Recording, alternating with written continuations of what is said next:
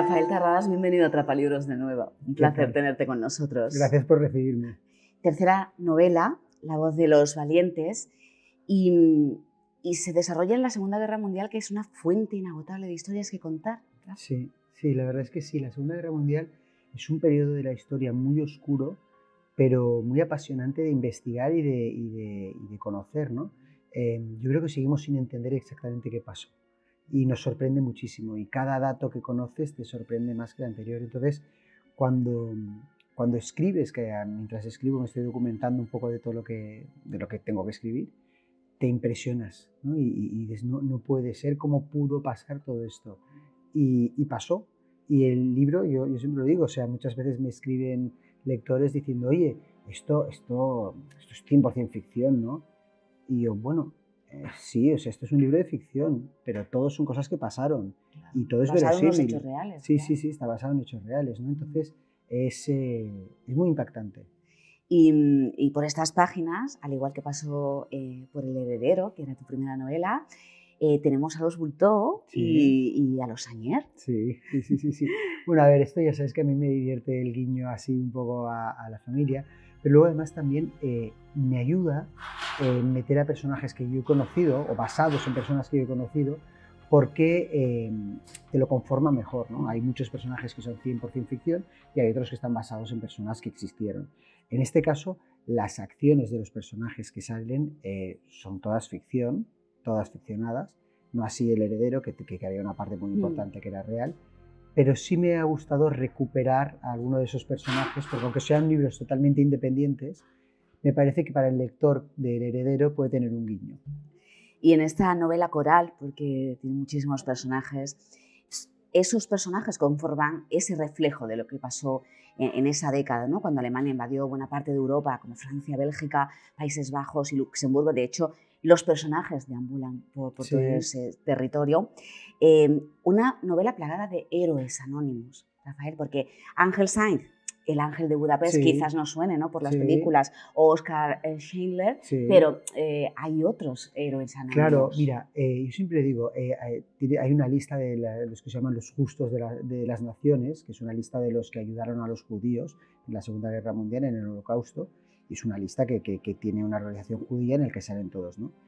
De todos esos, a la mayoría no los conoces, pero luego encima imagínate todos los que nunca recibieron ningún reconocimiento, ¿no? Que no son ni siquiera justos entre las naciones, que son personas que murieron en campos de concentración y de los que nadie nunca pudo dar testimonio. Entonces hubo mucha gente. El tema del nazismo es que el nazismo era muy efectivo con la disidencia. Entonces, la mayoría de los disidentes murieron, ¿no? Entonces no los conocemos, pero es igual que es un error pensar que todos los alemanes estaban a favor del nazismo, que no hubo nadie que se enfrentara a Hitler. Es un error pensar que todos los europeos estábamos en contra del nazismo. O sea, el nazismo fue un movimiento muy grande que llegó a muchísimos países de Europa y que fomentó el colaboracionismo. El colaboracionismo francés fue salvaje. Hubo muchísimos franceses que colaboraron. Luego probablemente se arrepintieron, seguro que se arrepintieron. Pero en el momento colaboraron y mucho. Entonces se habla mucho de la resistencia y no se habla tanto del colaboracionismo. O sea, para que te hagas una idea, los alemanes piden a la policía de París que detenga a 1000 judíos. Y la policía de París detiene a 3000 para quedar bien con los alemanes, ¿vale? Los meten en el velódromo de invierno, de los que nunca más se volvió a saber nada. Entonces, y como esto, 1000 cosas más. El equipo olímpico francés entra en las Olimpiadas de Múnich con el brazo en alto. De Múnich, no, perdón, de Berlín, con el brazo en alto. Entonces, Hitler causaba sensación. En toda Europa había partidos fascistas. Y entonces, ahora, como defensa, es muy natural decir, no, se fueron los alemanes. No, espérate, no fue tan así. No, la parte audiovisual también ayuda. Sí, claro, sí. Es mucho más idealizada la resistencia. Exacto, ¿no? Es mucho más idealizada. No, y es mucho más bonito pensar en los buenos que en los malos. Claro. Y pensar que todo tu país estaba luchando contra los nazis, pero no era así. ¿No? Y la novela la iniciamos con los Wisner, que se ven obligados a abandonar su hogar, ¿no? Su hogar durante siglos, con Natalia y August, y el hijo de ambos, con Saúl. Me gusta cuando ella dice, nuestra empresa es nuestro hijo. Sí, es verdad. Esto es el legado más importante que puede dejar una persona, yo creo. Yo no tengo hijos, eh, es dejar un legado de sólido en tus hijos, ¿no? En tu descendencia. Decir, oye, voy a dejar el mundo poblado de gente educada, de gente buena, de gente noble, ¿no? O sea, dejar el mundo, y hay mucha gente mala como para poblarlo de gente peor, ¿no? Entonces, el legado de ellos es ese. Y esto Atalia lo dice cuando se están yendo de su hogar de toda la vida y del hogar de sus antepasados. A ver, es una frase muy bonita de decir, pero la realidad es que aunque nos empeñemos, todos estamos ligados también a cosas materiales, ¿no? Y en tu casa tienes cosas que forman el paisaje de tu vida en realidad. Claro.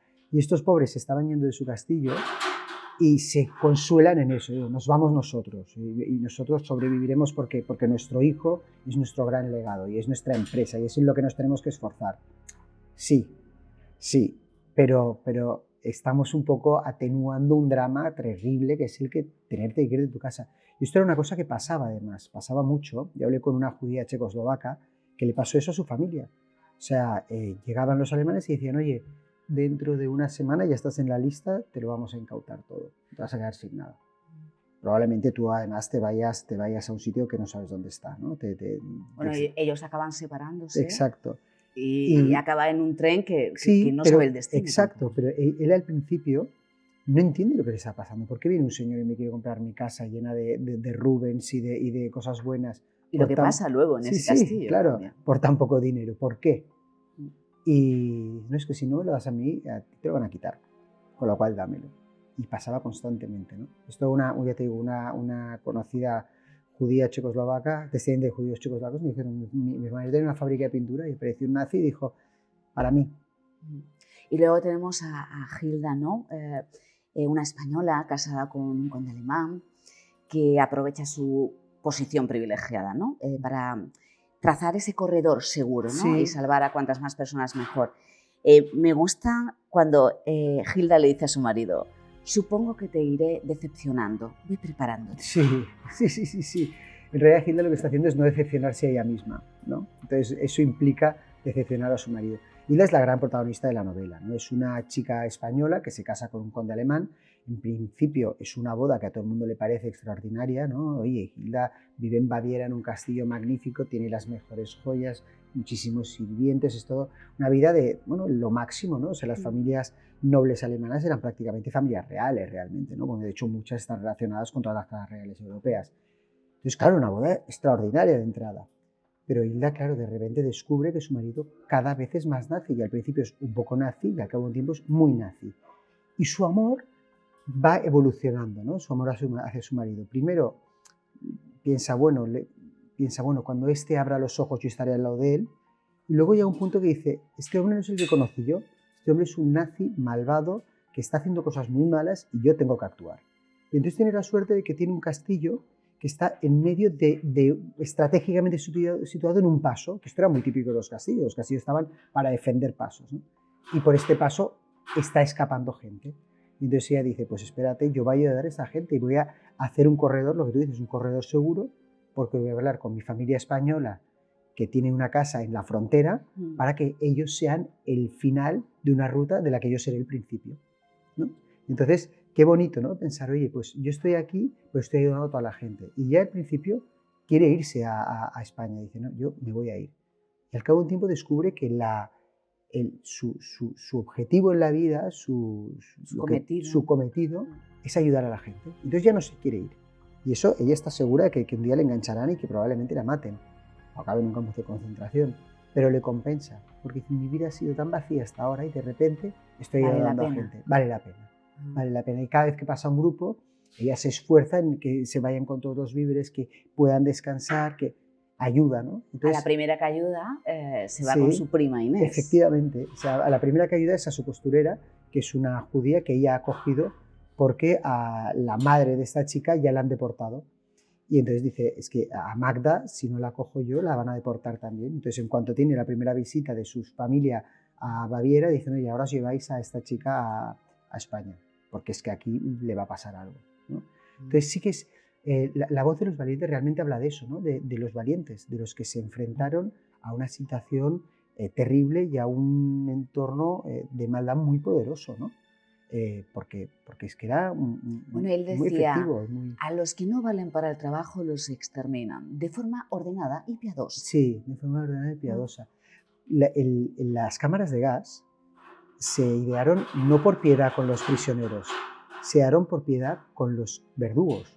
O sea, al principio, cuando no había cámaras de gas, a los prisioneros les hacían cavar una fosa muy grande y luego cuando ya la habían cavado les decían que se metiesen y los guardias les pegaban un tiro. Entonces esto, incluso en la dureza de un soldado nazi, les provocaba muchos sentimientos encontrados, ¿no? y les causaba depresión y se daban a drogas y tal. Y entonces idean este sistema. Dicen, oye, mira, no, es que esto es mucho mejor que nuestros soldados metan a esta gente en una cámara y se mueren ahí dentro y ellos no tienen que hacer nada. ¿Sabes? Entonces todo el mundo dice, bueno, claro, les mataron en una cámara de gas. No, espérate, esto no lo hicieron en ningún momento, se hizo por los prisioneros, por los judíos, por los homosexuales, por los gitanos. Ellos. Se hizo por ellos, ¿no? Porque ellos no vieran cómo morían. El espía que tenía acceso a la clase alta era el espía más valorado. Esto tiene lógica. Claro. Esto tiene lógica. O sea, al final había muchos tipos de espía y había informadores en todos lados, ¿no? O sea, decían que en los ascensores de los hoteles muchos eran informadores. Una cosa es un informador, que lo que está diciendo pues el camarero del hotel, que dice, oye, pues ha venido 2 veces a cenar esta semana y venía acompañado de tal. Esto es una cosa, ¿no? Otra cosa muy diferente es sentarte a la mesa con esos dos, ¿no? Y más duro. Claro, y más duro, pero muy valioso, ¿no? Entonces, si te fijas, tanto Hilda como José Manuel, que es otro de los protagonistas de la novela, lo que tienen son 2 españoles muy bien situados en el corazón del régimen, ¿no? del Tercer Reich. Entonces tienen acceso a hacer cosas que otros no tendrían. Uno es un industrial que claro, que es que todo el mundo piensa, pues es que este va a ser nazi igual que nosotros y es industrial también, qué mejor. Y la otra, bueno, es una aristócrata que es la élite de la élite de la élite. Claro, porque José Manuel está en ese negocio, ¿no? Que quieren los alemanes hacer con él. Y hay una palabra que es el wolframio, que no sabía yo lo que era realmente. Bueno, el wolframio es una materia prima que funde a muchísima temperatura, ¿no? Entonces se utiliza mucho para rodamientos, para cuando las cosas giran, cogen mucho calor, entonces muchas veces el metal se rompe o se malea. El wolframio esto no le pasa, ¿no? Entonces es un material muy caro, pero que para blindajes es fantástico, para rodamientos es fantástico, para la industria de guerra es muy bueno, pues por las puntas de bala, etcétera, ¿no? Las puntas de los cohetes. Y el Imperio Británico tenía wolframio, y entonces Inglaterra, el Reino Unido, tenía suministro de este material, pero los alemanes no tenían un imperio detrás. Y entonces, de repente, ¡oh, qué suerte! En España, que además nos debe mucho dinero porque les hemos ayudado durante la Guerra Civil, hay wolframio. Y entonces empezaron a explotar el wolframio que había en España. Se creó una especie de fiebre del oro del wolframio. Había gente que pagaba con piedras de wolframio en los sitios. Hay pueblos que vivieron una efervescencia que luego, cuando acabó la Segunda Guerra Mundial, nunca más se supo de ellos, ¿no? Es un material que fue realmente muy valioso, porque además ya de entrada tenía un valor, pero los aliados, para que los alemanes no lo compraban, ellos lo compraban preventivamente, con lo cual el precio subía y cada vez era más caro, ¿no? Entonces los que tenían una mina de wolframio eran extremadamente ricos. Como Ana Argüelles. Pasa que Ana Argüelles, no, Ana Argüelles es la duquesa de Ríos Grandes, es la abuela de Inés, y tiene una finca en Asturias, y estando en una zona que ya no es tan de wolframio, a pesar de ser el norte de España, encuentra una mina de wolframio y ella está horrorizada, porque a ella lo que le gusta es su finca de prados verdes, de vacas y que nadie sepa. Y que nadie, no quiere que lo explote nadie, ¿no? Ella se basa en una historia que es real de una casa en Inglaterra, una casa de campo que se llama Wentworth Woodhouse, que es la casa de campo con la fachada más grande de Europa, tiene 180 metros de fachada. Y es una casa que en sus terrenos descubrieron carbón. Y tanto es así que lo empezaron a explotar. Y ella y la duquesa dice, yo no quiero que exploten mi mina de wolframio, porque cuando la guerra acabe no sabremos lo que pasará con esta mina. Porque tengo unos amigos en Inglaterra que tienen carbón, y cuando acabe la guerra y se necesite el carbón, se quedarán sin jardín, se quedarán sin casa, se quedarán sin nada. Y es lo que le pasó a esta casa. Esta casa se quedó prácticamente en ruinas, porque ya al final cavaban delante de la puerta de la casa. El jardín entero era una mina a cielo abierto de carbón. Pero claro, se necesitaba carbón. Y era mucho más importante el carbón que el jardín del señor duque de Wentworth. ¿Ves? Entonces la casa se fue abajo por esto. Y ella no quiere que le pase esto. Y tenemos como también relaciones, ¿no? Al fin y al cabo, porque podemos hablar de Bruno y Sí. de Hilda o de Heidi Klein y José Sí. Manuel Bulto. Claro, yo creo que al final en situaciones un poco extremas el amor surge, ¿no? Y surge a lo mejor con más urgencia. Te voy a dar un beso ahora porque no sé si mañana te lo voy a poder dar, ¿no? Es un poco esa sensación. Realmente el amor urgente es una cosa que tendríamos que meternos bastante en la cabeza porque desaprovechamos muchas oportunidades que a lo mejor luego nos hubiesen salido bien.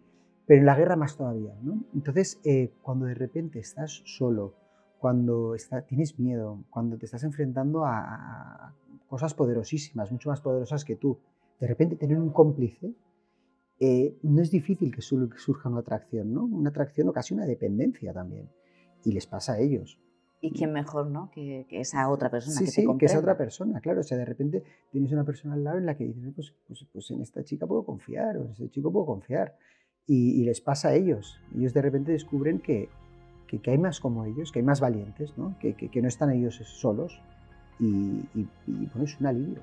Es que no vamos a contar nada, pero Heidi Sí, hace un sacrificio enorme sí. al final de su vida también. Sí, ella tiene claro que va a morir y además prioriza, ¿no? Ella dice, yo creo, o sea, ella ve una puerta abierta a su felicidad en un lado, pero es mucho más fuerte el sentimiento de responsabilidad hacia su país, ¿no? Ella es una alemana patriota y dice, no, es que Alemania no es esto. Y no quiero que sea esto, y no quiero que nadie diga nunca que los alemanes estábamos todos de acuerdo, ¿sabes? Y si hace falta que yo muera para que alguien lo entienda esto, moriré. Y tiene claro que va a morir, ¿no? Y aún así es más fuerte que todo, ese deseo de decir, oye, es que no, es que esto es injusto, esto no se puede hacer y esto no es así. Por eso ella dice, cuando tengas miedo, escucha la voz de los valientes, ¿no?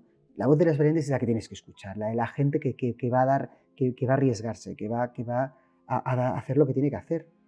Y me parece muy bonito, porque debería ser así, ¿no? Y muchas veces, por no ser valientes a la primera, si los problemas se hacen mucho más grandes, ¿no? Y por no cortar las cosas en seco y no decir lo que piensas, luego te expones a una cosa peor. Y como poco, vuelves a tu casa diciendo, tendría que haber sido más valiente, ¿no? Tendría que haber dicho algo ahí. ¿Por qué no dije nada? ¿Por qué no hice nada?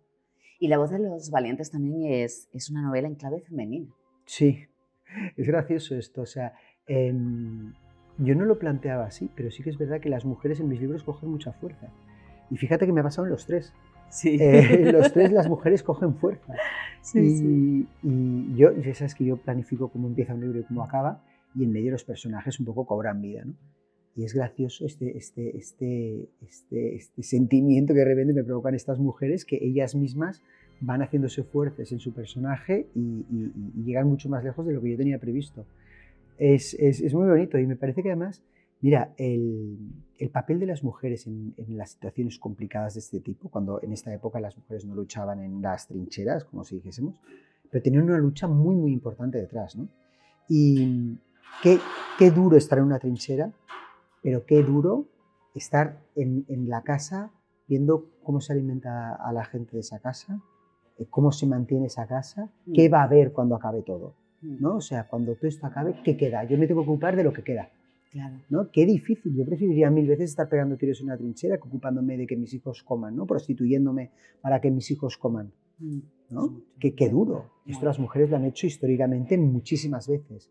Y está poco valorado. Fíjate, pues siempre en las películas al final es el hombre pegando tiros y la heroicidad también está detrás. Total, en ese perfil bajo, ¿no? Que Sí, final, perfil bajo, pero si cuando vuelves a casa y tus hijos están vivos y tu casa está entera, sigue adelante. La cosa, ¿sabes?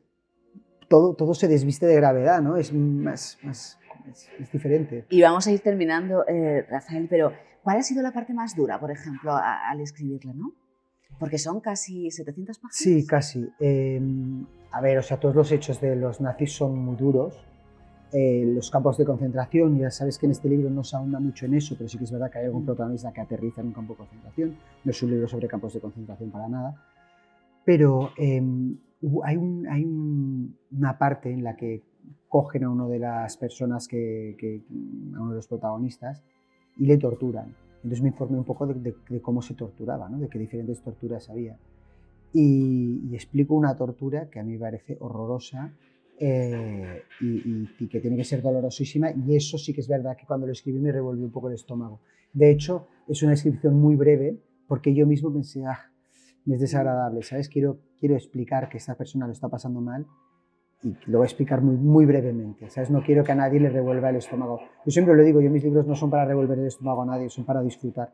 Y es lo que busco, y entretener, ¿no? Y si por el camino puedes aprender porque está muy documentado y tal, pues mejor todavía. Pero ahí estamos. ¿Y esta es la última, Rafael Terradas? ¿Se vería ahora sin escribir? No. ¿Después del tercer libro? No. De hecho, estoy escribiendo el cuarto. La editorial, tengo ya un compromiso con ellos para escribir más. Y ya ves, o sea, tú me entrevistaste con el primer libro y parecía que se iba a quedar ahí. Y mira, no la vida sabíamos, al final, de hecho, te pregunté y tal. Sí, al final la vida no se sabe a dónde te va a llevar. No, yo me quedo aquí. Bueno, pues vamos a dejar en suspenso dónde nos llevará tu próxima novela. Venga. Porque antes tenemos que disfrutar de esto. Por favor. Muchas gracias. Gracias. Gracias.